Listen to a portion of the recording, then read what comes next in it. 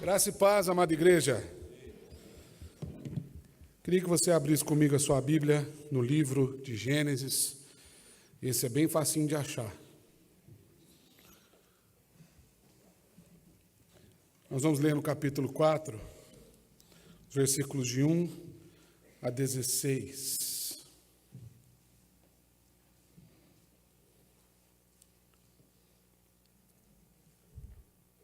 Você vai achar meio esquisito essa proposição temática, porque parece que eu tenho a impressão, quando estava escrevendo esse sermão, eu estava preocupado, parece que eu vou fazer um sermão de trás para frente hoje. Mas é mais ou menos por aí.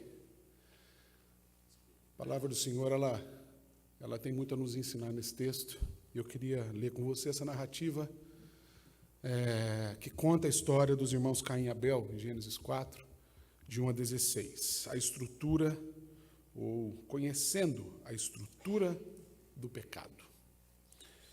Coabitou o homem com Eva, sua mulher, essa concebeu e deu à luz Caim. Então disse: adquiri um varão com auxílio do Senhor. Depois deu à luz a Abel, seu irmão. Abel foi pastor de ovelhas e Caim lavrador. E aconteceu que no fim de uns tempos, trouxe Caim do fruto da terra uma oferta ao Senhor. Abel, por sua vez, trouxe das primícias do seu rebanho e da gordura deste. Agradou-se o Senhor de Abel e de sua oferta, ao passo que de Caim de sua oferta não se agradou. Irou-se, pois, sobremaneira Caim, e descaiu-lhe o semblante. Então lhe disse o Senhor: por que andas irado, e por que descaiu o teu semblante? Se procederes bem, não é certo que serás aceito? Se, todavia, procederes mal, eis que o pecado jaz à porta. O seu desejo será contra ti, mas a ti cumpre dominá-lo. Disse Caim a Abel, seu irmão: vamos ao campo. Estando eles no campo, sucedeu que se levantou Caim contra Abel, seu irmão, e o matou. Disse o Senhor a Caim: onde é que está Abel, seu irmão? Ele respondeu: não sei, por acaso eu sou tutor do meu irmão? E disse Deus: o que fizeste? A voz do sangue do teu irmão clama da terra a mim. És agora maldito por sobre a terra, cuja boca se abriu para receber das tuas mãos o sangue de teu irmão. Quando lavrares o solo, não te dará ele a sua força, serás fugitivo e errante pela terra. Então disse Caim ao Senhor: é tamanho o meu castigo que já não posso suportá-lo.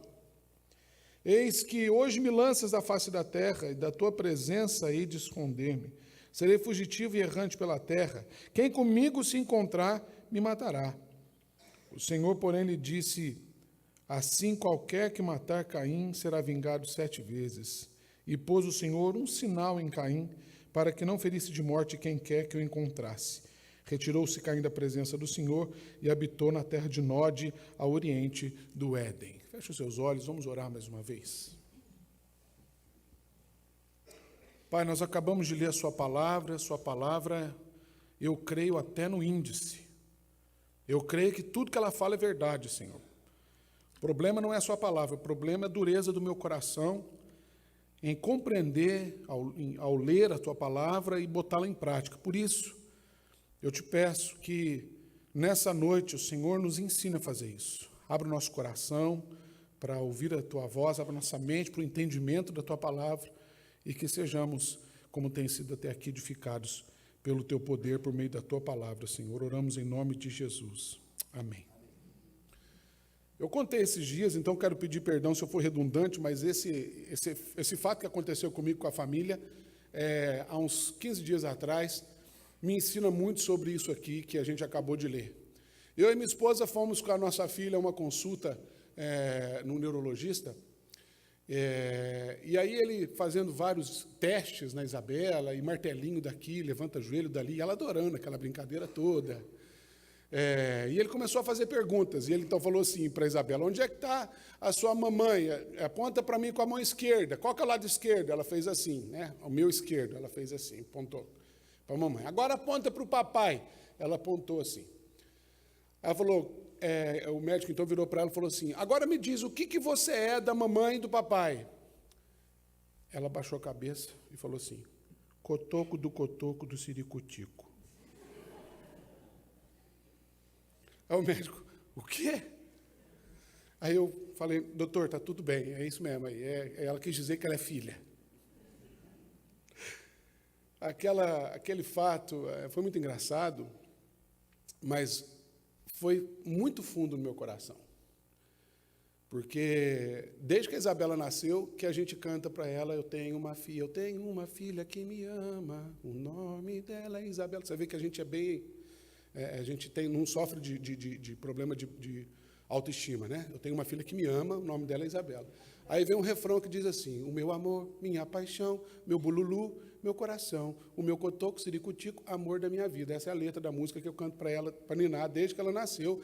Então, toda vez que eu falo para ela, filha, o que você é do papai? Cotoco do siricutico. Não importa que se algum chama de filha, não importa. O que importa é como ela se vê. Onde é que esse fato, essa ilustração se encaixa na nossa reflexão aqui? Tem muita gente, e com todo respeito à ciência, eu não sou cientista, eu não tenho nenhuma pretensão de ser, mas tem muita gente indo ao livro de Gênesis, tentando buscar coisas que o livro de Gênesis não quer ensinar. Tem muita gente que vai a Gênesis, por exemplo, tentando entender se um dia para Deus é 1000 anos ou se 1000 anos é um dia mesmo. Se o mundo foi feito em 6 dias e Deus descansou no 7º, qual que é a idade do planeta Terra, como é que as substâncias se encaixaram para dar forma aos seres, e por aí vai. Gênesis não é um livro de ciências. Gênesis é um livro de conceitos. Gênesis tem uma preocupação essencial, original e fundamental para a nossa fé. E a primeira expressão do livro é, em princípio, apesar de estar na sua Bíblia, na maioria das nossas versões, tem uma preposição em um artigo, um em mais o, né? Por isso está no, mas o texto original não há um artigo. O texto original está somente a preposição, em princípio, criou Deus. Então, antes de dizer para a gente que foi a primeira coisa que Deus criou, foi o céu e a terra, o texto de Gênesis está colocando para nós o seguinte, existe uma lente fundamental para ler toda a narrativa que está contida no livro daqui para frente, até o Apocalipse. Aliás, eu digo que até para ler o índice a gente precisa disso, como eu disse na minha oração, que é, Deus é criador, e ponto. Em princípio, criou Deus o céu e a terra. Depois, se é filha, se é cotoco do siricutico, não vem ao caso. Desde que Deus seja criador, desde que isso esteja claro para nós. Por quê? Parece uma coisa básica e simples. É simples, mas não é simplório. Porque sem essa compreensão de que Deus está no governo de tudo que Ele fez e que tudo que existe vem dEle, por meio dEle e é para Ele. Como diz lá o escritor do Apocalipse, Ele é o princípio, o meio e o fim. E a gente insiste em ler como isso cronologicamente, mas ele está dizendo que Ele é a essência, o veículo e o objeto ou objetivo de todas as coisas, princípio, meio e fim. Se a gente não aprender a ler a Bíblia com essa lente, com essa visão hermenêutica, a gente vai questionar muita coisa. O texto de Gênesis começa dizendo para a gente uma narrativa muito bonita. Deus criou um mundo perfeito. Os animais, né, se relacionavam, o ser humano com os animais, assim, aquela coisa assim, nossa, coisa linda. Mas a Bíblia traz para a gente a narrativa de que, num dado momento, aconteceu algo que era, assim, previsível, mas nem tudo aquilo que é previsível a gente consegue lidar no primeiro momento. Não é o fato de ser previsível que significa que a gente está preparado para lidar com isso. Deus, quando colocou o ser humano lá, a humanidade lá, ele falou assim, olha, do fruto dessa árvore, você pode comer tudo que tem aqui, mas do fruto dessa árvore você não coma. Por quê? No dia em que dela comerdes, então é previsível. No dia que você comer, ele está dizendo, mais cedo ou mais tarde você vai comer, você vai morrer. E a serpente usou essa expressão para trazer um sofisma, um engano para o coração da humanidade, dizendo que não é que ele ia morrer, é que ele ia se tornar igual a Deus, conhecedor do bem e do mal. E movido pela cobiça, a humanidade então vai lá e comete a desobediência, e aí vem a tragédia do pecado, e eles então é necessário que eles saiam do jardim. E essa narrativa que a gente leu agora, ela é a narrativa dos primeiros fatos, ou pelo menos as primeiras narrativas de fatos que aconteceram fora do jardim. E o texto que a gente leu começa com uma expressão interessante. Coabitou o homem com Eva, sua mulher, e ela concebeu e deu à luz a Caim. A gente tem aqui o primeiro relato de relação sexual para procriação fora do jardim.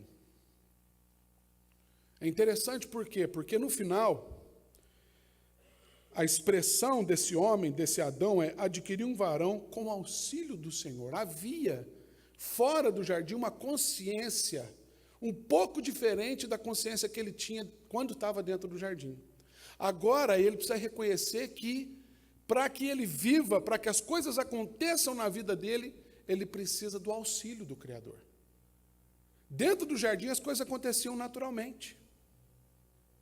Pelo menos é o que está implícito, não está tão explícito assim no texto, mas naquela relação perfeita entre homem e mulher, e o Criador e toda a criação, está implícito de que havia uma harmonia, as coisas aconteciam naturalmente, havia um relacionamento pleno, perfeito entre toda a criação e o Criador.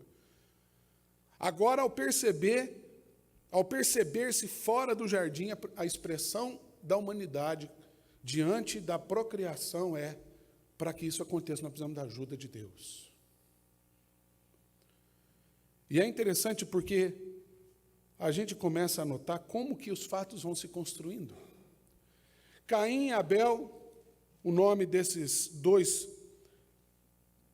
filhos de Adão e Eva, talvez, muito provavelmente, os primeiros filhos, a Bíblia não é clara em deixar isso para nós, mas fato é que Caim e Abel costumam dizer que eles tiveram com Deus, eles foram os primeiros seres humanos a terem com Deus uma experiência de segunda mão. Como é que é isso? Seus pais viveram no jardim. Seus pais foram criados dentro do jardim. Seus pais provaram da plena comunhão com Deus. Mas agora seus pais estão fora do jardim. Caim e Abel, eles nascem fora do jardim. Eles não tiveram a mesma comunhão que os seus pais tiveram com o Criador. Porque eles nasceram fora do jardim. Então, tudo que eles podiam conhecer do Criador, é importante a gente entender isso, eu só estou construindo os argumentos para a gente já partir para eles. Mas tudo que eles podiam conhecer do Criador foi ensinado pelos seus pais.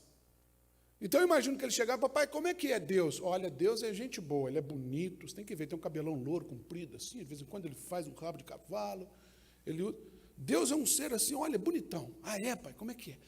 Então, e como é que era isso aí? Era uma coisa boa, você tinha que ver, a gente se relacionava todo dia. Como é que era essa relação e aquela conversa e tal? Isso aqui é tudo davinismo, teologia do livro de Davi Nogueira. Né? Isso é interpretação minha, construção minha. Né?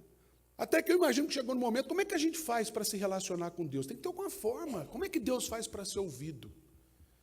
E eles então resolvem, de acordo com o versículo 3, no fim de uns tempos, ou seja, os dois resolveram um belo dia lá, vamos levar uma oferta para Deus.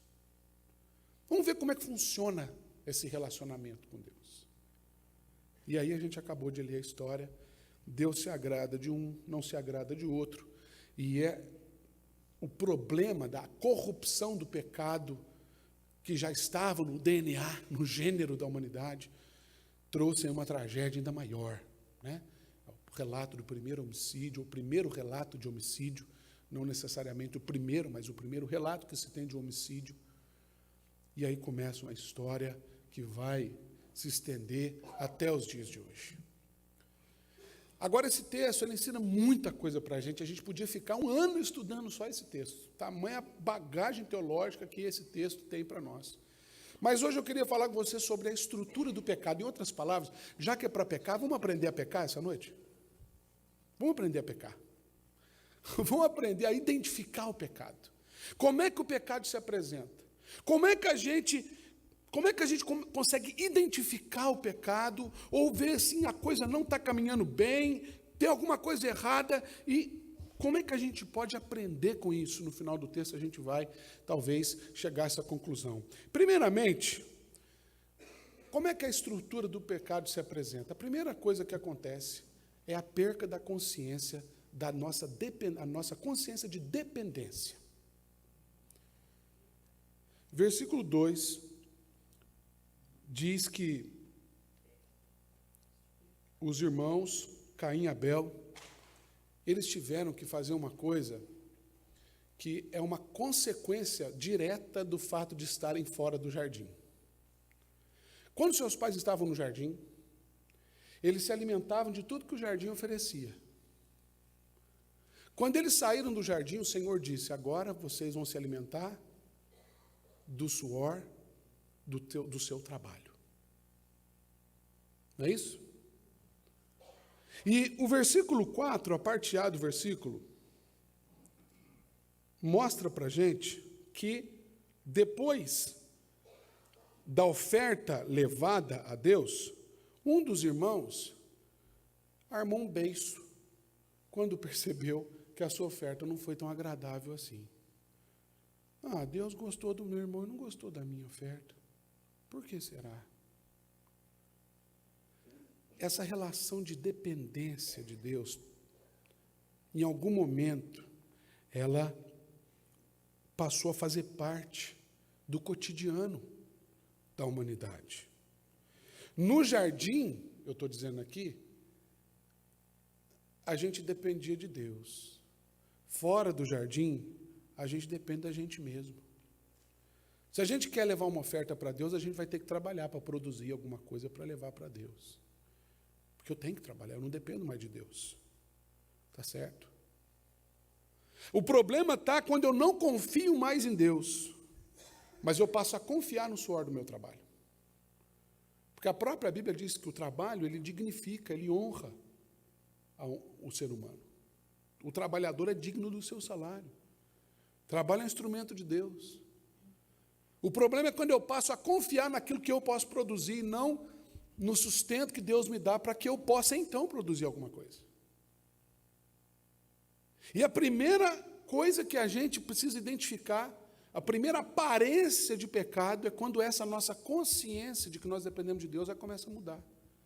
É quando eu começo a achar que eu tenho em mim mesmo alguma coisa, ou posso ter de mim mesmo algo para oferecer que não vem de Deus. E sabe como é que isso se apresenta para nós? Justamente no ato de ofertar. Porque me parece que o fato de levar uma oferta para Deus, a gente não sabe exatamente de onde que vem essa ideia. Mas é claro que era numa tentativa de ir até Deus. Esse contexto de a oferta, esse ato de ofertar, surge no texto como uma tentativa de adorar, de se relacionar com Deus. E você já reparou como que muitas vezes é assim que a gente faz com Deus até hoje? Você já reparou que muitas vezes a gente oferta por persuasão e não por convicção? Porque alguém tem um bom discurso e vem falar: olha, aniversário da nossa igreja, 128 anos, então, olha, nós queremos aqui reformar esse templo aqui, nós já temos o dinheiro. Glória a Deus você vai dar. Eu vou dizer assim: o dinheiro está no seu bolso. Só você trazer para cá. E aí você fica constrangido, né? Eu não sou bom nisso, mas tem gente na TV que é muito bom nisso. Porque perde a consciência da dependência, então precisa construir com Deus uma relação de barganha. Para eu aliviar o peso da minha consciência, eu tenho que estar sempre mandando alguma coisa de volta para Deus. Lá em Minas a gente faz assim. Quando você vai visitar alguém, por exemplo, eu vou visitar, toda vez que eu vou na casa de uma tia que eu tenho lá, ela sempre tem doce, doce de leite, doce de abóbora, né? E aí ela vai com uma travessinha, coloca um pouquinho para você levar. Eu falo, não precisa, tia. Não precisa. Não precisa como não, leva um pouquinho. Aí você leva. O que o protocolo manda? Eu nunca posso mandar esse potinho vazio de volta para ela. Alguém já ouviu falar nessa barganha? Aí a gente, na verdade, o que a gente quer? A gente manda o potinho vazio, daqui a pouco o potinho vira uma linha circular de doce. Né? A regra diz, se você ganhou um potinho com doce, manda o potinho de volta. Seja com alguma coisa, você tem que mandar de volta. Né? E vocês veem que eu manjo bem desse negócio de potinho de doce para lá, potinho de doce para cá. A gente começa a construir com Deus uma relação de barganha, não de depender. A gente perde a consciência que nós dependemos de Deus. Não é o fato de estarmos fora do jardim que nós não passamos mais a depender de Deus. Pelo contrário, talvez agora ainda mais. E o pecado se apresenta primeiramente sutilmente, mostrando para a gente que a gente é capaz de alguma coisa sem Deus. A segunda coisa que a gente nota nesse texto é que a humanidade perde não só a consciência da dependência, mas perde a consciência do outro. E aqui é interessante a gente lembrar, só para citar, quando Deus criou toda a humanidade, Ele reparou que o cachorro tinha cachorrinha, o gato tinha gatinha, o galo tinha galinha, o homem tinha... Rapaz, nós esquecemos de fazer alguém para esse homem, é isso? E tem um problema de natureza, que a humanidade foi criada à imagem e semelhança de Deus, e Deus é Pai, Filho e Espírito Santo, Deus é comunitário. Então estava implícito no DNA da humanidade criada à imagem e semelhança de Deus a necessidade de ser comunitário. Então Deus faz alguém que lhe seja idôneo, correspondente, alguém que atesta a integridade, a natureza daquela pessoa. E naquela época, eu costumo lembrar sempre, naquela época não tinha espelho e nem celular com câmera reversa, então a mulher foi o primeiro selfie da história. Porque o homem viu para aquela mulher e falou assim, gente, como que eu sou bonito? Olha, carne da minha carne, osso do meu osso. É a mesma reação que eu tive quando eu conheci a Lidiane. Né? E eu tenho que me consolar em alguém bonito, porque quando eu vi ela, eu falei assim, gente do céu, a coisa linda que é a humanidade, né? Está toda resumida nesse ser. Então passa a viver um para o outro para um, e a coisa é linda. Agora, quando acontece a desobediência, aquele ser que me identificava plenamente, agora é meu maior pesadelo.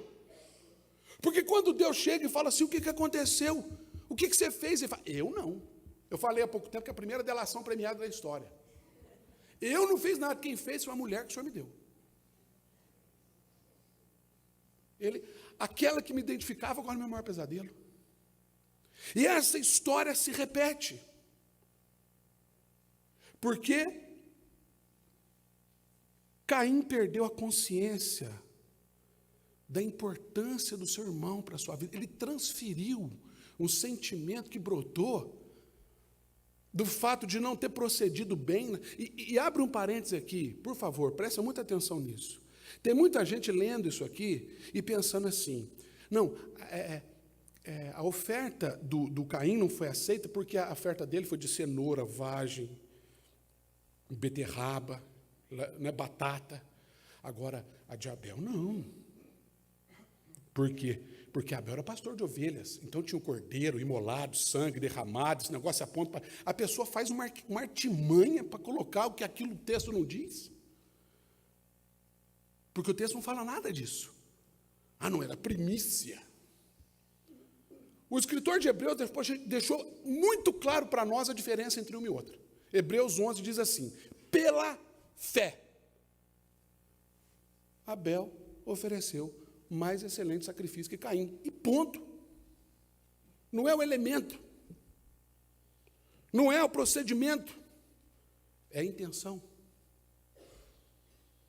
O que diferenciou uma oferta de outra? Porque oferta aceitável é diferente de oferta agradável, gente. Tá?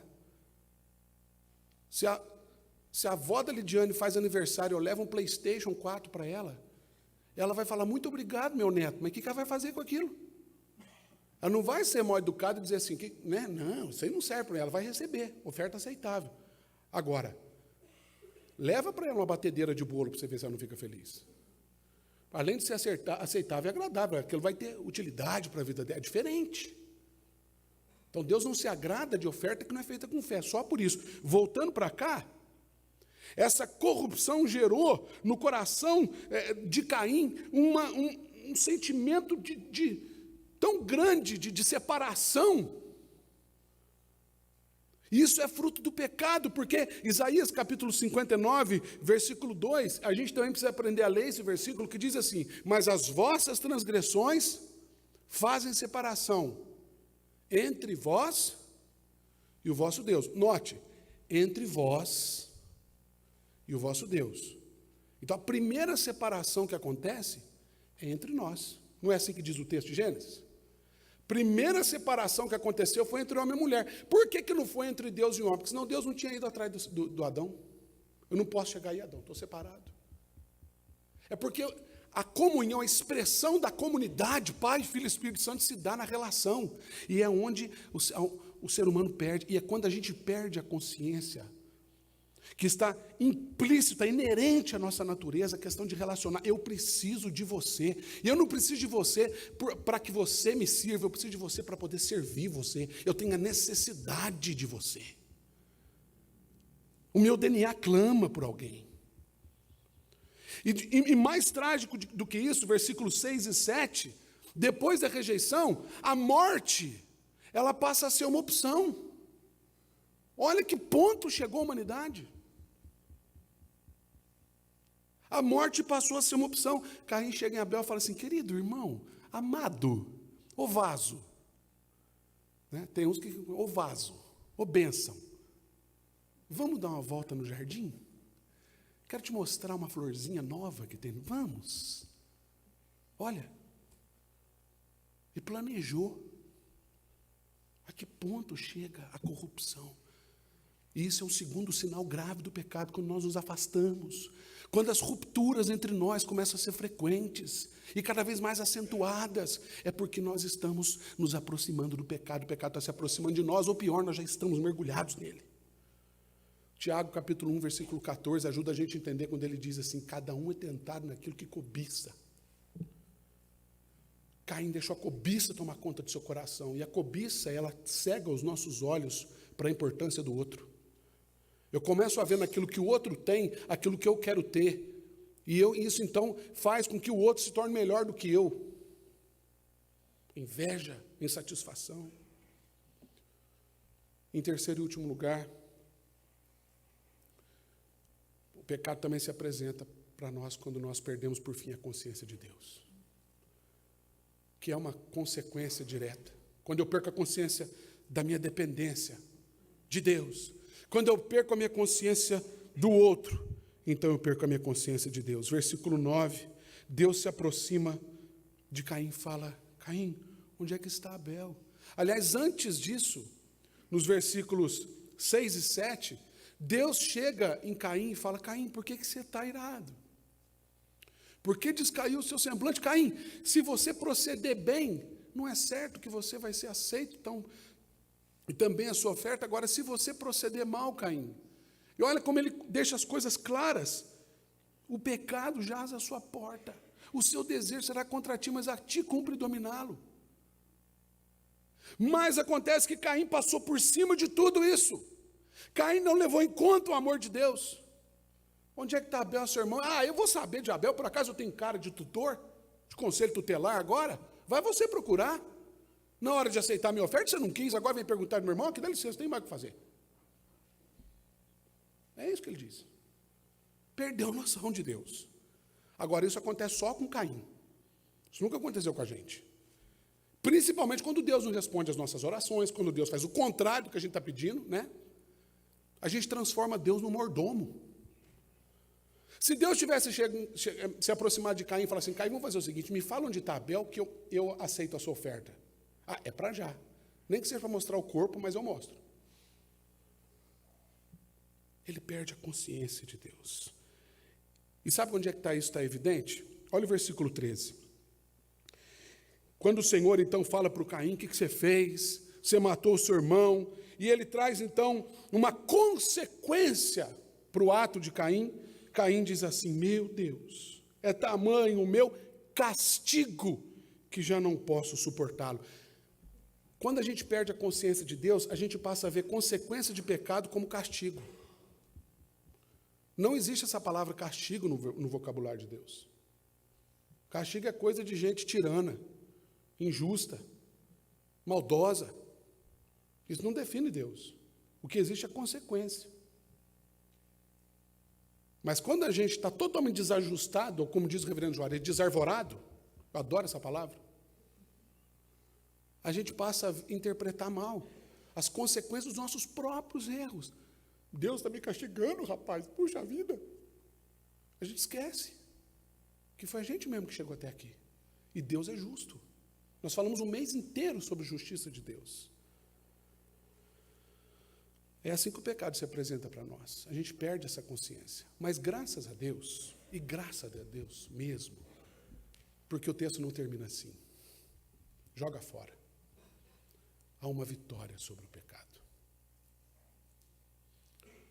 E a primeira coisa que mostra para a gente que, apesar de tudo isso, apesar de Caim ter perdido essa consciência da dependência do outro de Deus, fica claro no texto que Deus sempre toma a iniciativa.